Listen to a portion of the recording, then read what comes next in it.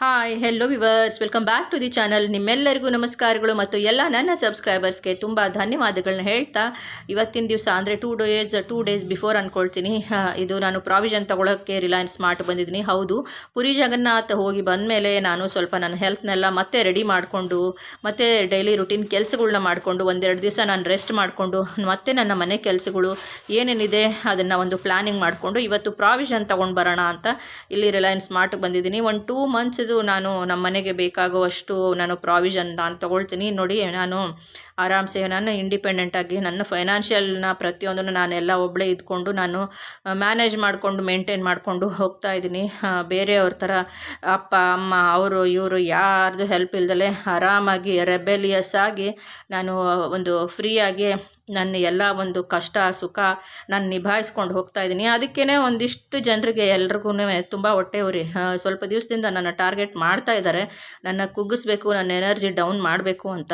But ಅವ್ರಿಗೆ ಒಂದು ಹೇಳೋಕ್ಕೆ ಇಷ್ಟಪಡ್ತೀನಿ, ಕಂಟಿನ್ಯೂಸ್ ಆಗಿ ಅವ್ರು ಟಾರ್ಗೆಟ್ ಮಾಡ್ತಾ ಇರೋದ್ರಿಂದ ಅವ್ರದ್ದೇನು ಸೇಲ್ಸ್ ಟಾರ್ಗೆಟ್ ಇದು ಅಂತ ಅಂತೀನಿ. ಇದರಿಂದ ಇನ್ಸೆಂಟಿವ್ ಏನಾದರೂ ಸಿಗುತ್ತೆ ಅವ್ರಿಗೆ. ನನ್ನ ಎನರ್ಜಿ ಕುಗ್ಸೋದ್ರಿಂದ ನನಗೆ ಅಂದು ಅವ್ರ ಬಾಯಿದು ಚಟ ತೀರಿಸ್ಕೊಳ್ಳೋದ್ರಿಂದ ಅವ್ರಿಗೇನಾದ್ರು ಟಾರ್ಗೆಟ್ ಒಂದು ಇನ್ಸೆಂಟಿವ್ ಕಮಿಷನ್ ಏನಾದರೂ ಸಿಗುತ್ತಾ ಅಂತ ನನಗೆ ಅಂದ್ಕೊಳ್ತಾ ಇದ್ದೀನಿ.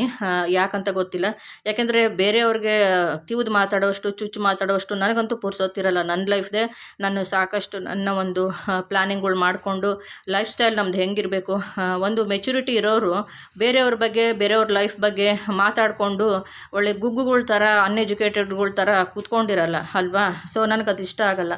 ನಾನು ಯಾರ ಬಗ್ಗೆನೂ ನಾನು ಮಾತಾಡೋಕ್ಕೆ ಹೋಗಲ್ಲ. ಇಂಥವ್ರು ಬಿಡಿ, ಸೆಲೆಬ್ರಿಟಿಗಳ ಬಗ್ಗೆನೇ ಮಾತಾಡ್ತಾರೆ, ಇನ್ನು ನಮ್ಮಂಥವ್ರನ್ನ ಬಿಡ್ತಾರೆ.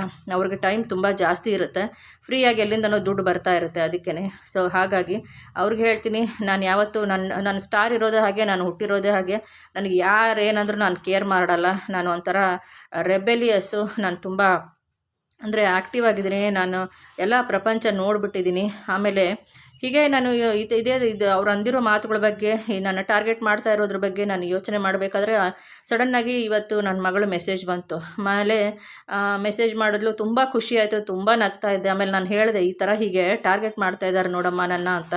ಅವಳು ಒಂದೆರಡು ಮಾತುಗಳನ್ನ ಹೇಳಿದ್ರು. ಯಾಕೆಂದರೆ ಅವಳು ಇಂಜಿನಿಯರಿಂಗ್ ಓದಿದ್ದಾಳೆ, ಅವಳು ಸಿಕ್ಕಾಪಟ್ಟೆ ಸ್ಟೂಡಿಯಸ್, ಅಂದರೆ ತುಂಬ ಓದ್ತಾಳೆ, ಮತ್ತು ಅವಳು ಸೈಕಾಲಜಿ ಕೂಡ ಓದಿದ್ದಾಳೆ. ಸೊ ಹಾಗಾಗಿನೇ ತುಂಬ ಒಂದು ಎಜುಕೇಟೆಡ್ ಫ್ಯಾಮಿಲಿ, ಅವರ ಅಪ್ಪ ಅವ್ರ ತಾತ ಎಲ್ಲ ಇದ್ದಿದ್ದರಿಂದ ಅದು ಏನು ಬ್ಲಡ್ ಲೈನೇ ಆ ಥರ ಇದೆ. ನನ್ನ ಇಬ್ಬರು ಮಕ್ಳಿಗೂ ತುಂಬ ಮೆಚ್ಯೂರಿಟಿ ಇದೆ ಅಂತ ಹೇಳ್ತೀನಿ. ಯಾವುದೇ ಹೆಣ್ಮಕ್ಳ ಬಗ್ಗೆ ನನ್ನ ಮಗ ಆಗಲಿ ನನ್ನ ಮಗಳಾಗಲಿ ಕೇವಲವಾಗಿ ತುಚ್ಛವಾಗಿ ಮಾತಾಡೋರಲ್ಲ. ಅವರು ತುಂಬ ಅವ್ರಿಗೆ ಎಜುಕೇಷನ್ ಅಂದರೆ ಬುಕ್ ಓದಿ ಸರ್ಟಿಫಿಕೇಟ್ ಬಗ್ಗೆ ಹೇಳ್ತಾ ಇಲ್ಲ, ನಾಲೆಡ್ಜ್ ಬಗ್ಗೆ ಹೇಳ್ತಾ ಇದ್ದೀನಿ, ತಿಳುವಳಿಕೆ ಜ್ಞಾನ ಬಗ್ಗೆ ಹೇಳ್ತಾ ಇದ್ದೀನಿ. ಹಾಗೆ ಮಾತಾಡೋರು ಮಾತಾಡ್ಕೊಳ್ಳಿ.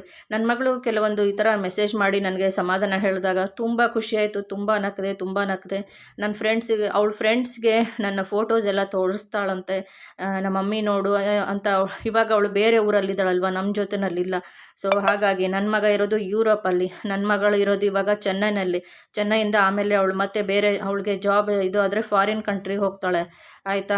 ನಮ್ಮದೇ ಒಂದಿಷ್ಟು ಪ್ಲ್ಯಾನ್ಗಳಿದೆ. ನೀವು ಯಾರ್ಯಾರು ಏನೇನು ಅಂದ್ಕೊಳ್ತಿರಲ್ಲ ಹಾಗೆ ಅಂದ್ಕೊಳ್ತಾ ಇರ್ರಿ. ನಾವು ಮೇಲ್ಗಡೆ ಮೆಟ್ಲು ಹತ್ಕೊಂಡು ಹೋಗ್ತಾನೆ ಇರ್ತೀವಿ, ನಾನಾಯಿತು ನನ್ನ ಮಕ್ಕಳಾಯಿತು. ಇಷ್ಟೇ ಉರ್ಕೊಳ್ತಾ ಇರ್ರಿ ಅಷ್ಟೇ. ನನಗೇನು ನಮ್ಮ ಅಪ್ಪನ ಮನೆ ಗಂಟು ಹೋಗಲ್ಲ, ಹೋದ್ರೆ ನಿಮ್ಮದೇ ಹೋಗುತ್ತೆ.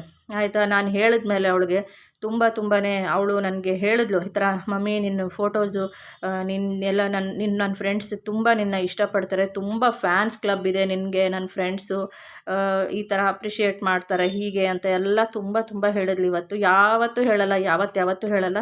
ಯಾರಿಗೆ ಗೊತ್ತು, ಆ ಜಗನ್ನಾಥನೇ ಮೇ ಬಿ ನನ್ನ ಮಗಳ ರೂಪದಲ್ಲಿ ಇವತ್ತು ನನಗೆ ಸಮಾಧಾನ ಧೈರ್ಯ ಹೇಳಿದ್ರು ಏನೋ ಅಂದ್ಕೊಳ್ತೀನಿ. ಹೌದು, ಜಗನ್ನಾಥ ಸ್ವಾಮಿ ಆ ಶ್ರೀಕೃಷ್ಣ ಪರಮಾತ್ಮ ಆಶೀರ್ವಾದ ನನ್ನ ಮೇಲೆ ಯಾವತ್ತೂ ಇದ್ದರೂ ಇದೆ. ಒಂದು ಹೆಣ್ಣಾಗಿ ಇನ್ನೊಂದು ಹೆಣ್ಣಿನ ಬಗ್ಗೆ ಕೇವಲವಾಗಿ ತುಚ್ಛವಾಗಿ ಅವ್ರನ್ನ ತುಳಿಯೋ ಥರ ಮಾತಾಡೋದ್ರಲ್ಲಿ ಏನು ಎಜುಕೇಷನ್ ಇದೆಯೋ, ಏನು ಅವ್ರ ಹತ್ರ ಜ್ಞಾನ ಇದೆಯೋ ನನಗಂತೂ ಒಂದೂ ಅರ್ಥ ಆಗ್ತಾಯಿಲ್ಲ. ಬಟ್ ಇದನ್ನು ಹೇಳಬಾರ್ದು ಅಂತ ನೀವು ಇದನ್ಯಾಕೆ ಹೇಳ್ತಾ ಇದ್ದಾಳೆ ಅಂದ್ಕೊಂಡ್ರೆ, ನೀವೇ ನನ್ನ ಜಾಗದಲ್ಲಿ ಇದ್ದು ಯೋಚನೆ ಮಾಡಿ. ನಿಮಗೆ ಯಾರಾದರೂ ಸುಮ್ಮನೆ ಇವಾಗ ನಾನೇ ನಿಮಗೆ ಬಾಯಿ ಬಂದಂಗೆ ಸಿಕ್ಕಿದಂಗೆ ನಿಮ್ಮನ್ನ ಒಂದು ಸೋಷಿಯಲ್ ಮೀಡಿಯಾನಲ್ಲಿ, ಒಂದು ವಾಟ್ಸಪ್ಪಲ್ಲಿ ನಿಮಗೆ ಒಂದು ಟಾರ್ಗೆಟ್ ಮಾಡ್ತಾ ಇದ್ದರೆ ನಿಮ್ಗೆ ಹೇಗಾಗುತ್ತೆ ಹೇಳಿ ಅಲ್ವಾ. ಯಾರಿಗಾದರೂ ಒಂದು ಪೇಷನ್ಸ್, ನನಗೆ ತುಂಬ ಪೇಷನ್ಸ್ ಇದೆ. ನಾನೇನು ಅವ್ರ ಹತ್ರ ಜಗಳ ಮಾಡೋಕ್ಕೆ ಹೋಗಲ್ಲ, ಅವ್ರಿಗೇನು ಸಂಸ್ಕೃತ ಭಾಷೆನಲ್ಲಿ ಕೆಟ್ಟದಾಗಿ ಬೈಯೋಕ್ಕೂ ಹೋಗಲ್ಲ. ನನ್ನ ಇದನ್ನೇ ಬೇರೆ, ನನ್ನ ಲೈಫ್ ಸ್ಟೈಲೇ ಬೇರೆ, ನನ್ನ ಮಕ್ಕಳದು ಒಂದು ಇದನ್ನೇ ಬೇರೆ. ಚಿಕ್ಕ ವಯಸ್ಸಿಂದ ನಾನು ನನ್ನ ಮಕ್ಕಳಾಯಿತು, ನನ್ನ ಮಕ್ಕಳಿಗೆ ಎಜುಕೇಷನ್ ಏನು ಕೊಟ್ಟಿದ್ದೀನಿ, ಅವ್ರಿಗೇನು ನಾನು ಒಂದು ಬುದ್ಧಿವಾದ, ಒಂದು ತಿಳುವಳಿಕೆ, ಜ್ಞಾನ ಕೊಟ್ಟಿದ್ದೀನಿ, ನಾನು ಹೇಗೆ ಬೆಳೆಸಿದ್ದೀನಿ ಅಂತ ಎಲ್ಲರೂ ಪ್ರತಿಯೊಬ್ಬರು ನನ್ನ ಮಕ್ಕಳಿಗೆ ಅಪ್ರಿಷಿಯೇಟ್ ಮಾಡ್ತಾರೆ. ಒಂದು ಸ್ಕೂಲ್ ಕಾಲೇಜಲ್ಲಿಂದ ಹಿಡಿದು LKGಯಿಂದ, ಅಂದರೆ ಮಿಸ್ಗಳು ನಾನು ಹೇಳ್ತಾ ಇದ್ದೀನಿ, ಬೇರೆ ಯಾರಲ್ಲ, ಅವ್ರನ್ನ ಟೀಚರ್ಗಳಾಯಿತು, ಒಂದು ದಿವಸ ನನ್ನ ಮಕ್ಕಳ ಮೇಲೆ ಕಂಪ್ಲೇಂಟ್ ಹೇಳಿಲ್ಲ, ಒಂದು ದಿವಸ ಕರೆದು ನನ್ನ ಮಕ್ಕಳ ಮೇಲೆ ಬೈದಿಲ್ಲ, ಇನ್ನೂ ನನ್ನ ಮಾತಾಡಿಸ್ಬೇಕು ಅಂತ ಕರೆಸ್ಕೊಂಡಿದ್ದಾರೆ. ತುಂಬ ಖುಷಿ ಪಡ್ತಾರೆ ಎಲ್ಲ. ಒಂದು ಲೆಕ್ಚರರ್ಗಳಾಯಿತು, ಒಂದು ಪ್ರೊಫೆಸರ್ ಆಯಿತು, ನನ್ನ ಮಕ್ಕಳಿಗೆ ಪಾಠ ಹೇಳೋರು, ನನ್ನ ಮಕ್ಕಳು ಫ್ರೆಂಡ್ಸ್, ಪೇರೆಂಟ್ಸ್ ಫಸ್ಟ್ ನನಗೆ ಗೊತ್ತಿರಲ್ಲ ಕೂಡ ಅವರೆಲ್ಲನೂ. ಸೊ ಹಾಗೆ ಇದು ನೋಡಿ ತೊಗೊಂಡು ಬಂದಿದ್ದೀನಿ ಸೂಪರ್ ಬಾಜಾರಿಂದ. ನನಗೆ ಈ ಟೇಸ್ಟ್ ತುಂಬ ಇಷ್ಟ ಆಯಿತು, ಸಿಕ್ಕಾಪಟ್ಟೆ ಇಷ್ಟ ಆಯಿತು. ನೀವು ಬೇಕು ಅಂದರೆ ತೊಗೊಂಡು ಬನ್ನಿ, ಸೂಪರ್ ಬಾಜಾರಲ್ಲಿ, ರಿಲಯನ್ಸ್ ಮಾರ್ಟಲ್ಲಿರುತ್ತೆ. ಕಾಫಿ ಡೇಗಿಂತ ತುಂಬ ಸಿಕ್ಕಾಪಟ್ಟೆ ಚೆನ್ನಾಗಿರೋ ಒಂದು ಟೇಸ್ಟ್ ಇದೆ. ಮನೆಯಲ್ಲೇ ನೀವು ಕೋಲ್ಡ್ ಕಾಫಿ ಇಲ್ಲ ಹಾಟ್ ಕಾಫಿ ಮಾಡ್ಕೊಂಡು ಕುಡಿಬೋದು. ಪರ್ಸ್ನಲಿ ನನಗೆ ತುಂಬ ಇಷ್ಟ ಆಯಿತು. ರಿಫ್ರೆಶ್ ಆಗುತ್ತೆ. ಏನಾದರೂ ನಿಮಗೆ ಒಂದು ತಲೆನೋವು, ಏನೋ ಒಂದು ಸ್ವಲ್ಪ ಬಿಸಿಯಾಗಿ ಚಳಿಗೆ ಏನಾದರೂ ಕುಡಿಬೇಕಂದ್ರೆ ಚೆನ್ನಾಗಿರುತ್ತೆ. ಸೊ ಹೀಗೆ ನನ್ನನ್ನು ಮಾತ್ರ ಎಷ್ಟನ್ನು ಟಾರ್ಗೆಟ್ ಮಾಡ್ಕೊಳ್ಳಿ, ನಾನು ಯಾವುದಕ್ಕೂ ಕೇರ್ ಮಾಡಲ್ಲ, ಜಗ್ಗಲ್ಲ, ಬಗ್ಗಲ್ಲ. ನಿಮ್ಮ ಟೈಮ್ ವೇಸ್ಟು ಮಾಡ್ಕೊಳ್ತಾ ಇದ್ದೀರಾ. ಸೊ ಅಂಥವ್ರನ್ನೆಲ್ಲ ನಾನು ಬ್ಲಾಕ್ ಮಾಡಾಕ್ತೀನಿ ಅಷ್ಟೇ. ಅವ್ರ ಮೈಂಡ್ ಏನು ಅನ್ನೋದು ನನಗೆ ಚೆನ್ನಾಗಿ ಅರ್ಥ ಆಗುತ್ತೆ, ನಾನು ಬ್ಲಾಕ್ ಮಾಡಾಕ್ತೀನಿ. ವ್ರತ ಏನೂ ಕಾರಣ ಇಲ್ದಲೆ ನಾನೇನು ಅವ್ರಿಗೆ ಅಂದಿಲ್ಲ, ಅವ್ರು ಮಾತಾಡಿಲ್ಲ, ಅವ್ರು ಯಾರಂತ ಗೊತ್ತಿಲ್ಲ, ಅವರು ಏನಕ್ಕೆ ಒಂದು ರೀಸನ್ ಇದ್ದರೆ ಆ ಥರ ನನಗೆ ಮಾತಾಡೋದಕ್ಕೆ ಒಂದು ಕಾರಣ ಇದ್ದರೆ ಮಾತಾಡ್ಬೋದಪ್ಪ.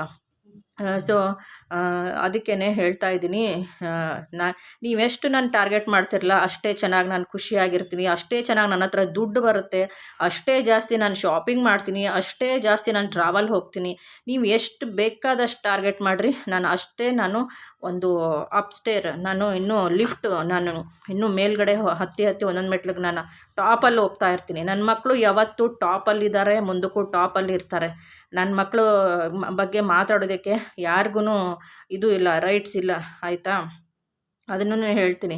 ನನ್ನ ಮಕ್ಕಳು ಟಾಪ್ ಲೆವೆಲಲ್ಲೇ ಇದ್ದಾರೆ. ಅವ್ರು ಯಾರು ಅಂತ ನಿಮ್ಗೆ ಇವತ್ತುವರೆಗೂ ತೋರಿಸೋದು ಇಲ್ಲ, ಏನು ನನ್ನ ಲೈಫ್ ಏನು ಅಂತ ನಿಮಗೆ ತೋರಿಸೋದು ಇಲ್ಲ. ಇವಾಗಲೇ ಇಷ್ಟು ಉರ್ಕೊಳ್ತಾ ಇದ್ದೀರಾ, ಇನ್ನಿನ್ನು ಸ್ವಲ್ಪ ಏನಾದರೂ ನೀಟಾಗಿ ಡೀಟೇಲಾಗಿ ನಿಮ್ಗೇನಾದರೂ ತೋರಿಸ್ಬಿಟ್ರೆ ಇನ್ನೆಷ್ಟು ಉರ್ಕೊಂಡು ಹಂಗೇನೋ ಹತ್ಕೊಂಡ್ಬಿಡುತ್ತೋ ನಿಮಗೆ, ಬೆಂಕಿ ಪೆಟ್ರೋಲ್ ಬಂಕ್ಗೆ ಹತ್ಕೊಂಡಂಗೆ. ಅದಕ್ಕೇ ಸೊ ಇಷ್ಟೆಲ್ಲ ನಾನು ಇವತ್ತು ಹೇಳಬೇಕಾಯ್ತು. ಇದನ್ನು ನಮ್ಮ ರಿಲೇಟಿವ್ಸು ನೋಡ್ತಾ ಇರ್ತಾರೆ, ನಮ್ಮ ಅಕ್ಕ ತಂಗಿರು, ನಮ್ಮ ಅಣ್ಣ ಅಮ್ಮ ಎಲ್ಲ ನೋಡ್ತಾ ಇರ್ತಾರೆ.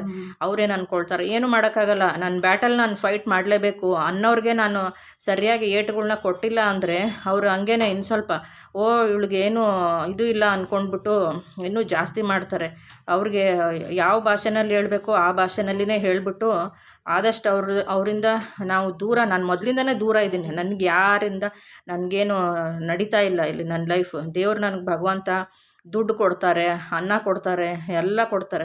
ಇವತ್ತು ನಾನು ಜ್ಯುವೆಲ್ರಿ ಶಾಪಿಗೆ ಹೋದೆ, ಅಲ್ಲೊಂದು ಸ್ವಲ್ಪ ಶಾಪಿಂಗ್ ಮಾಡಿದೆ. ಇವತ್ತು ನೋಡಿ ಇಲ್ಲಿ ಸ್ಟೈಲ್ ಯೂನಿಯನ್ ಬಂದಿದ್ದೀನಿ, ಇಲ್ಲಿ ಒಂದಿಷ್ಟು ಬಟ್ಟೆಗಳ್ನ ಶಾಪಿಂಗ್ ಮಾಡ್ತಾಯಿದ್ದೀನಿ. ಬಟ್ ಯಾವುದೇ ಕಾರಣಕ್ಕೂ ನನಗೇನು ಶಾಪಿಂಗ್ ಮಾಡಿದೆ, ಏನು ತೊಗೊಂಡೆ ಅನ್ನೋದು ತೋರಿಸಲ್ಲ. ಆದರೆ ಟ್ರಾವೆಲ್ಗಳಿಗೆ ಹೋಗ್ತೀನಿ, ಎಂಜಾಯ್ ಮಾಡ್ತೀನಿ. ಲೈಫ್ ಇರೋದು ಒಂದೇ, ಹುಟ್ಟಿರೋದು ಒಂದು ಸಾರಿ. ನಮ್ಮ ಒಂದು ಕನಸು, ಡ್ರೀಮು, ಏನು ಈ ಕಲಿಯುಗದಲ್ಲಿ ಕೃಷ್ಣ ನಮ್ಮನ್ನು ಕಳಿಸಿರೋದು, ಈ ಕಲಿಯುಗದಲ್ಲಿ ಚೆನ್ನಾಗಿ ಸಂಪಾದನೆ ಮಾಡಿ, ಒಳ್ಳೆತನದಿಂದ ಜೀವನ ಮಾಡಿ 4 ಜನಕ್ಕೆ ಸಹಾಯ ಮಾಡಿ, ಎಲ್ಲ ಸುಖಗಳನ್ನ, ಒಂದು ವೈಭೋಗನ, ಲಕ್ಸುರಿನ ಅನುಭವಿಸ್ಕೊಂಡು ಬನ್ನಿ ಅಂತ ಶ್ರೀಕೃಷ್ಣ ಪರಮಾತ್ಮ ಕಳಿಸಿದ್ದಾರೆ.